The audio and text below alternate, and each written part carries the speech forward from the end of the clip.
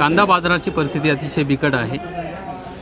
प्रति किलो 1 आणि 2 रुपयापर्यंत दर आलेले येऊन ठेपले आहेत। मी सध्या नाशिकच्या कृषी उत्पन्न बाजार समितीमध्ये आहे। माझ्यासोबत आडतदार परदेशी साहेब आहेत। साहेब, काय परिस्थिती आहे नेमकी बाजारभावाची?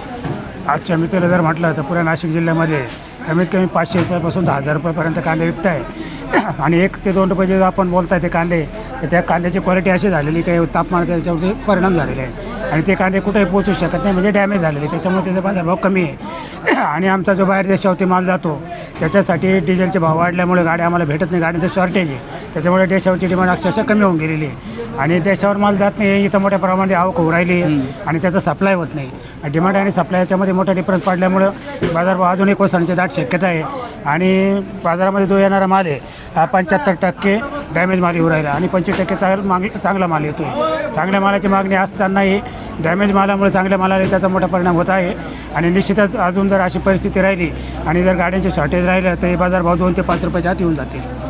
बाजारभाव सुधारण्याची शक्यता आहे का? आणि निर्यातीची काय परिस्थिती आहे? निर्यातीचे असं आहे, तुम्ही बघताय आता 2 दिवसापूर्वी जेव्हा इराण आणि याच्या बाबतीत तुम्हाला अमेरिकेच्या बाबतीतलं ते घबराट निर्माण झाली का ईशाने ते बंद होऊ शकतं आहे आणि जर ते बंद झाल्याने आज मालाची क्वालिटी हलक्या प्रमाणात येऊ राहिली, जर आपले जर मालशी पोहोचले नाही तर तो मोठ्या प्रमाणात नुकसान होण्याची शक्यता असल्यामुळे त्या निर्यातदारामध्ये घबराटीचं वातावरण आहे आणि देशावरची मागणी नाही आहे, त्याच्यामुळे मालाला डिमांड नसल्यामुळं निश्चितच ही परिस्थिती ओढावलेली आहे। जर ही परिस्थिती सुधारली, युद्धजन्य परिस्थिती थोडी कमी झाली तर बाजारभाव सुधारण्याची शक्यता आहे।